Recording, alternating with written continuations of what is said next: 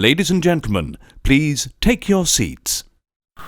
You know, film festivals are about community, and so are movies as well. They're about community, about family, and we like to think we're a family here, and if you're within the sound of my voice, that must mean you are in the seats with, once more, as always, my name is Dave Voigt, and I'm the host of this podcast, where we sit down with a wide-ranging variety of industry professionals, and we pick their brain about current projects, state of the industry, how they got started, and so very much more, in a light and in a conversational fashion. And if you like how we do things around here, I'm going to go out on a limb and assume that you do. You can please subscribe to the podcast. You can give us the old like and subscribe, give us the 5-star rating, wherever you get your podcasts. Apple, Amazon, Spotify, Google, it's all good. And plus, we archive every single one of our episodes over at our In the Seats YouTube channel. So if you can give us a like and subscribe there as well, we would absolutely appreciate it. Also, don't hesitate to check us out on social media. We're on Facebook, we're on Twitter, and we're on Instagram at, well, you guessed it, we're at In the Seats for all sorts of fun updates. And finally, and I do dare say most importantly, please pay us a visit over at In the Seats, intheseats.ca, for all the latest and greatest from the world of film, television, basically the moving image at large. Because if we love to write about it and talk about it, we love it when you come by and read about it and listen about it. So please pay us a visit. You know, we're doing some good stuff on this episode, and we're, well, as expected, we're talking TIFF, because it is the Toronto International Film Festival, which is running from September 8th through the 18th.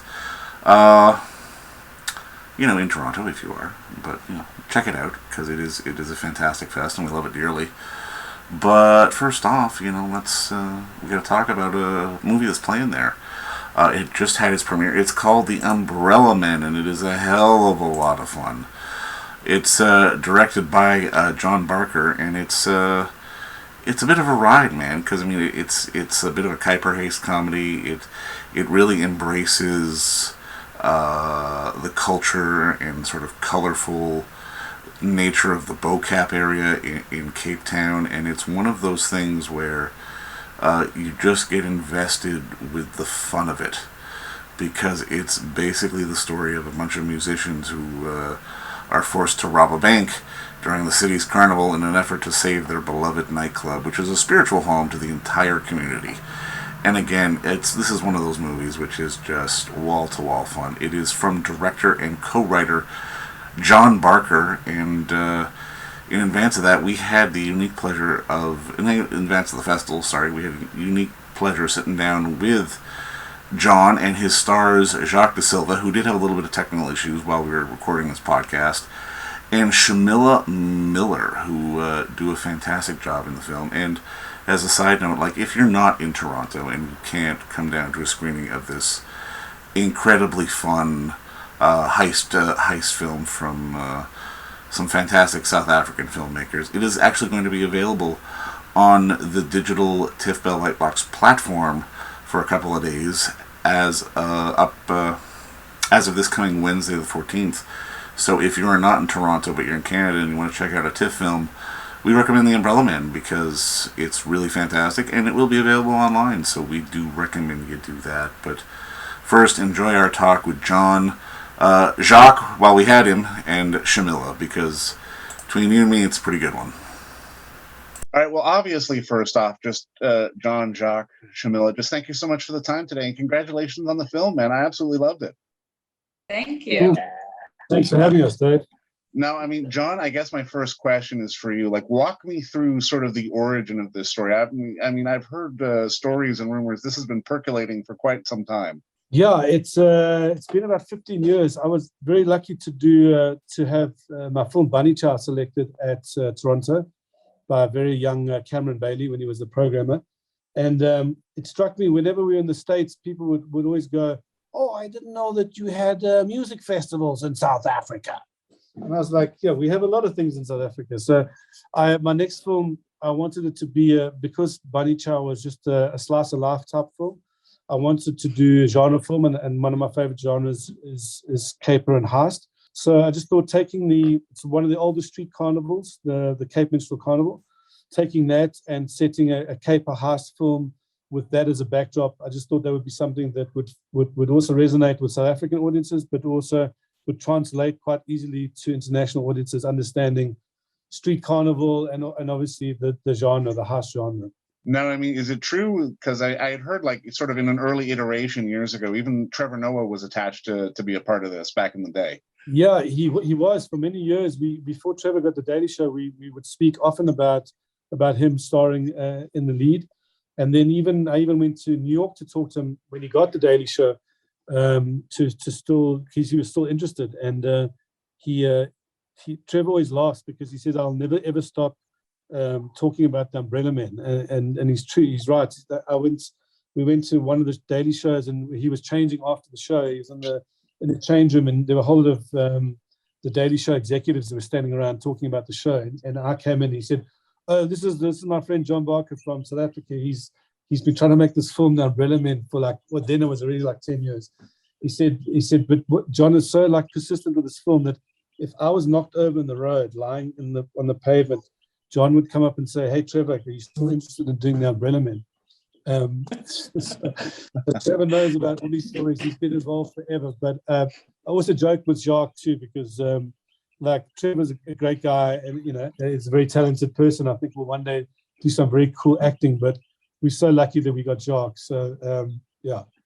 Well, I mean, Jacques, I guess that dovetails right into my next question. I mean, Trevor's fortune is obviously your even more fortune. Talk to me about sort of how this script came across your desk and your initial reaction to the material. So it's interesting. I was doing a one-man show called Evil, and at the end of the show, someone who was working on, I think he might have been a producer at one stage on the film, or he was going to be involved in the film in one version or another. He said to me, "Look, we were going to use Trevor Noah for this film, but I think you'd be great in it. Could you send me your bio, send me your stuff?" I was like, "You've seen this play I've just done about abuse and really dark stuff, and you think I can replace Trevor Noah in a film? This guy's out of his mind." But years later, in fact, years later, I finally got the brief through my agent, and I was like, "This is the same thing! How incredible!" So yeah, very, very lucky. I now recently, or while we were shooting the film, found out from John that he had been thinking about me previously. So it's nice to see that the industry happens while you're busy doing other things. It's cool. For sure. Now, I mean, Shamilla, I love your character. I mean, because she is so much more than just sort of the quote unquote love interest. I mean, talk to me about your initial reaction when you got the call for this film. Well, I mean, I kind of in a similar vein, I ended up going to a workshop 3 years before we started production on the film. And the workshop was with John Barker. And it was like a directing workshop, and all these actors were coming to learn all these things. And I was like, I want to go to this directing workshop with John Barker. And at the end of that, he was like, by the way, I've actually had you in mind for this character for a while. I've been talking to Munyan Lee, who was attached to the project at the time. She's now sadly passed. And, they've had this idea of me playing Keisha then. And he approached me about it on this day. And every few months, John would phone me and be like, "Hey, are you still interested? We're gonna go ahead. We're gonna go ahead and do it."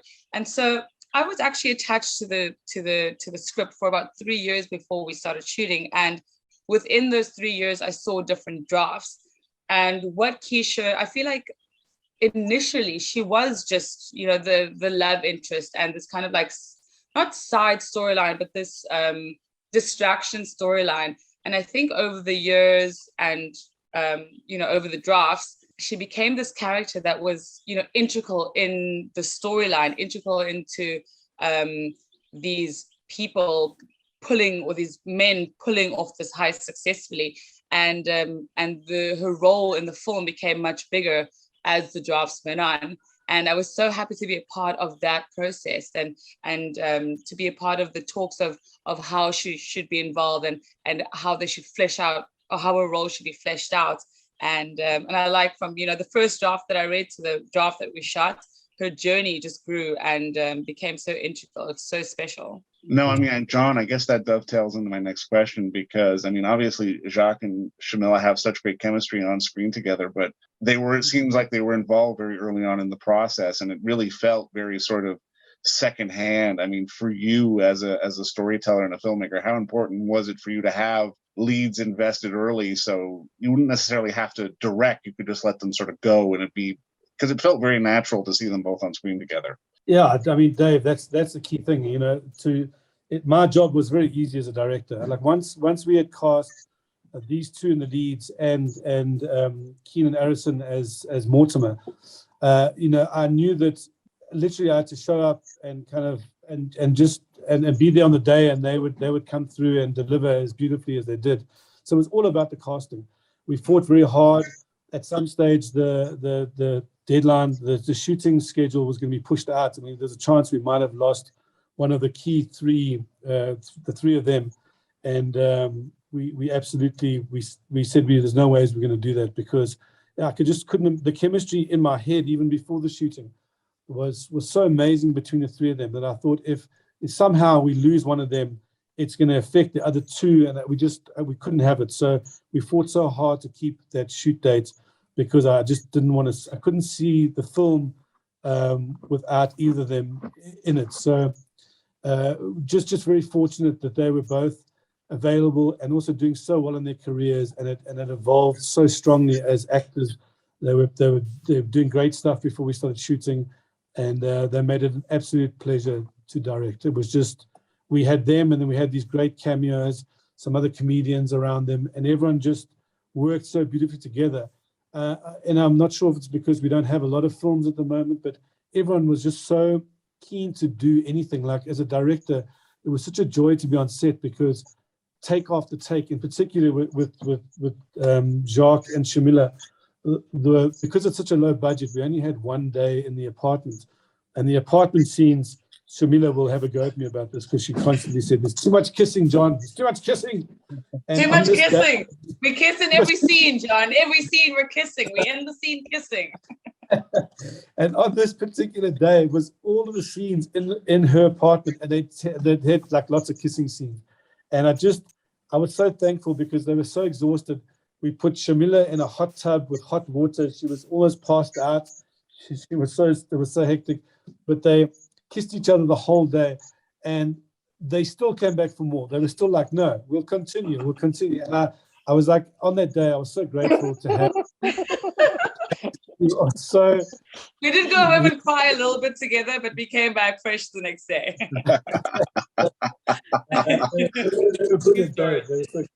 I was about to say, Jacques, you're being a little too quiet as they discuss all this with the kissings, but I mean, I appreciate that, so I'll let you stay He's there. married. Thank you. But I mean, something else that really stood out for me for the film, which I really appreciate, was just the use of music and sort of the festival. I mean, as a white Canadian, I'm kind of clueless on that. Can any of you kind of jump in and sort of talk to me about this, the importance of just how music plays in the film? Yeah, I mean, it was key for us that the music worked, and that it was a key character in the film. Many times we knew that the music would push the story, the narrative forward. They are musicians, and they're not bank robbers. So it was very important that they came across as authentically looking like they really were musicians, and that they would do, in the comedy, a lot of it lies in the fact that they're not the A team or the B team or the C team or the D team of robbers. They're possibly even the E team of these crazy, passionate musicians who will do anything to save their club. So as a bed of music and as a character throughout, it was very important to have the music. But then also on screen, it was vital that Jacques looked like he was a talented musician, because the whole story centers about his father had this minstrel troupe, and his father played and owned this jazz club, and his whole life was about music. And obviously his son, he wanted his son to also follow in his footsteps. But Jerome, the character, was kind of like, he didn't want to do what his dad was doing. In a way, he felt that his father and the minstrels were something he wasn't proud of, and that he wanted to break away and be his own jazz musician, stand on his own 2 feet and be in Johannesburg and obviously make it on his own. But in fact, what happens is, in the situation with father and son, is that when he comes back to bury his dad, he kind of slowly reconnects with his community through music, and understands that actually this is his place in life, this is his community, this is his muse, Cape Town and the minstrels, and that moves the story forward beautifully. So the music in every facet was so vital and key for us. And unfortunately, with the budget we had, I think Jacques only had like 1 or 2 lessons on the trumpet and 1 or 2 on the banjo. So I wish we had a situation where, like with when I watched the making of Mo Better Blues with Denzel Washington playing the trumpet in that film, is I think he had 6 months rehearsal to get that right. So I wish we had that kind of money, but I think to the degree we pulled it off. Probably testament to Jacques' skill. Or rather, the testament to the incredible musicians we had on set. Goema in particular is so representative of that community that it totally has a personality of its own, and so you can't represent colored people and the Boer Carp without that authentic sound that immediately has everyone's shoulders moving, the feet are tapping. I know you were dancing, David. Yeah, you had your head bopping too. Absolutely, yeah. You can feel us. No, You for sure. feel us Absolutely. all the way in Canada. You feel Cape Town, and that is incredible. So, but on his point, yeah, the feeling of the Goema, the music, the way it's rooted in like our culture, and the way it doesn't matter where you come from, who you are. When you listen to the Goema music, when you listen to that sound, it just makes you're in the vibe, you're feeling the energy, and it like gets into your bones and you just want to move. It's so infectious. For sure. And I mean, I love that. And I mean, it definitely aids to just sort of the enjoyment of the film. And I mean, something else about it, which really stood out for me was, because I mean, obviously it's a heist movie. There are these elements, but at the same time, there's almost a real sense of physical comedy to it. I mean, John, how did you sort of walk the line between sort of taking the heist seriously, but still making sure that audiences are appreciating sort of the fun and the comedic elements of it all as well? Yeah, that is a tough thing to do. And you know, we also lost quite a few scenes that we were trying to get across some serious subject matter, but it wasn't in the forefront. But there was gentrification about the Boer Carp, because that community in particular, there are a lot of foreigners, German in particular, who are buying up big parts of the Boer Carp away from the locals who've inherited it and should live there for the rest of their lives. But they're being offered large sums of money, very tempting for them to sell those properties. And then these developers are pulling it down and putting up, 10-story buildings, and that's the plan. So those are elements in the film, but we didn't want to focus too much on that. But through comedy, I think that you can highlight those issues. So it was a fine line between keeping the audience entertained and the tropes of heist and caper, because we had to hit those beats. But then we also wanted to play with the comedy, and that's why it falls more on the caper genre than heist. And we had to constantly marry the music and the comedy with a sense of the narrative beats that they had to overcome in order to push the story forward. So we were, like I said, we lost a lot of scenes, and we had a 3-hour cut at one stage, which was very indulgent, which had far more music in it that we had to streamline. So for sure, we killed our babies, Now, I'm curious from both your perspectives, because obviously, especially on the festival circuit, we're seeing a certain array of films from South Africa, and it feels like in recent years they're getting a little bit more and more diverse. I mean, how has the South African film industry evolved? Because I mean, it feels like in the past maybe it was a bit more trying to be Hollywood, but now it feels like it's just finding its own independent voice and trying to do sort of stories that are unique for the culture, but still entertaining at the same time. I think the word that you used was very important, is that movies are entertainment. And I think, I mean, John, obviously you'll elaborate on this, but personally, I just think for a long time, in my experience, I feel like we've been telling our stories, but it's all the heavy, cumbersome struggle stories. And so it's like heavy drama that you always you have to be mentally prepared to go through this journey of an hour, 90 minutes to a 2-hour movie, to kind of take on what you're gonna experience and be like, okay, I know this is going to be heavy. I know it's a struggle story, and it's always been a lot of that. And I think in recent years, we're telling a lot more stories that maybe are like a slice of life or just more entertainment. So we're still fundamentally telling our stories, but we're making it more fun and light so that audiences can enjoy. It doesn't seem like it's going to be work to be, watching this a movie, in my opinion. Yeah, Shamilla's right, Dave. I mean, I think that in the, a while ago, the industry was because it was such a small industry, so few people making, very much a white-driven or white-owned industry, that they were telling films from that perspective. I think what's cool now is that what streamers have done, the Netflix, Amazon, Disney, is they've given a voice to many young filmmakers, black filmmakers, female directors, and producers. I mean, there's some people that I know that are working on their second and third films already due to Netflix coming in. So I think there's a great injection of money for us now to justify having so many young people making films. So there's a demand for it now, which is great. So it's not only just a willingness to want to make films, but there's actually there's actually a thing of like, you'll get rewarded, your film will be shown to people around the world. And I think this initial idea of us trying to take big, broad strokes with apartheid and those heavy kind of stories, that's slowly but surely now people are going, well, listen, I come from a small little place on the western coast, a little village, and I've got this fantastic story about myself and my grandmother, and I'm going to make that story. And suddenly that story now is appearing on Netflix, and those people got paid, and they're moving on to their next story. So it's also that continuity, which is cool. Whereas in the past, it was like, I think when I made Bunny Chow, there were only 3 South African films made.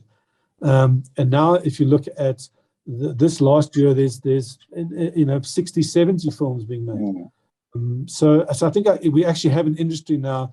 And the cool thing is we're diversifying and telling smaller stories, which is great. How do you think having a platform like, obviously, Toronto, when you premiere, helps in that way? Because, I mean, obviously, given what's gone on in the world over the past, 2.5 years with the pandemic, it feels like this is the event where we're kind of on the brink of getting back to film culture and film community. How important is that from both your perspectives? Yeah, it's huge, Dave, because I mean, we always, we've been trying to make this film for 15 years. We shot this during the pandemic. We had masks on, and we had, we had compliance officers watching us. So it was quite hardcore that we got through that and we made it. Nobody got sick. And with such a small budget, if someone had got sick, we would have stopped production. We probably wouldn't be speaking to you now. So we went through all those things, and for us to premiere at Toronto, which in our minds is the biggest film festival in the world, it's in cinema. There's a culture in Toronto of people going to the cinema, to supporting. So you're showing your film not only at the biggest festival, but at the biggest attended festival of people that are cinephiles, who understand film, who understand genre, who understand the uniqueness of what we're trying to do here, trying to be authentic in South Africa, but also making it available and understandable to an audience. So all those boxes are ticked by going to Toronto. It's fantastic that we first of all got to make the film, and that now we get to show it with a community of people that are so appreciative of film. It's a fantastic film culture in Toronto. So yeah, it's great for us. Shamilla, what about you? Well, it's incredible. Just what John said, it's incredibly exciting. The fact that we had, to be completely honest with you, we had so much fun making this film, and we were so connected as a family. And getting to say it's one of the few jobs I've had that I was so excited to get to work every day. And so carrying that energy and showcasing our beautiful baby on this international stage at Toronto Film Festival is inspiring. I'm so excited about it. I've never been to an international film festival, and I've also never, had a film in competition. So that platform alone, for me as an artist, for South Africa as a filmmaking community, it's so important to pave the way for us and for other individuals to aspire to those big events, and to be surrounded by people that are just there for the love of film. it's electric. It's amazing. Now, here's the $1 million question. Obviously, you're here in a professional capacity when you're working, but do you get to carve out 2 hours to go see something for yourselves, or are you just focused on sort of the mission at hand with Umbrella Men? I hope we get. I keep asking the producers. They're not telling me what my itinerary is because I'm like, I know we've got screenings, but I'm for sure going to be like hopefully watching other films. I want to see what's out there. We're so lucky because, like you said, Toronto hasn't had the in-person festival for 2 years. So I've looked at the caliber of filmmakers and directors who are showing their films there. I mean, it's fantastic. I hope we get some time. We're only there for a week. We do have 5 screenings, but there's some great films that we have to see. Yeah, we've got to, Shamilla, we've got to get out there. We've got to see some films. We have to. Outfits on in the morning, and then we're staying like that for the whole day and just like hopping. Do it, absolutely. Now, I mean, obviously, Jacques is back, so let's give him the last question. But I mean, I was asking these two just, how does it feel to sort of be able to show this film, not just on an international platform, but I mean, as we're sort of getting back into film community, how important is it for you to just be able to be there and experience and maybe even carve out a couple hours for yourself to go see something? It's like the kind of stuff you dream about when you were a kid and you went, I want to be an actor. You want to be able to tell stories that the world gets to see. And so, yeah, it is incredibly. Yeah. Well, I think we lost him again, but just Jacques in absentia, Shamilla, John, thank you so much for the time. Congrats on the film. And I mean, fingers crossed, I'll run into you when you guys are here. Brilliant. Thank you so much, David. Thank you for your time. And don't forget to visit our friends over at Bay Street Video for all your DVD, Blu-ray rental, or purchasing needs this summer, as they are still open for curbside and some mailing delivery as well. Over at 1172 Bay Street, Toronto, Ontario, Canada, you can give them a call at 416-964-9088. That's 416-964-9088. Or send them an email at baystreetvideoto@gmail.com for any of your DVD and Blu-ray needs.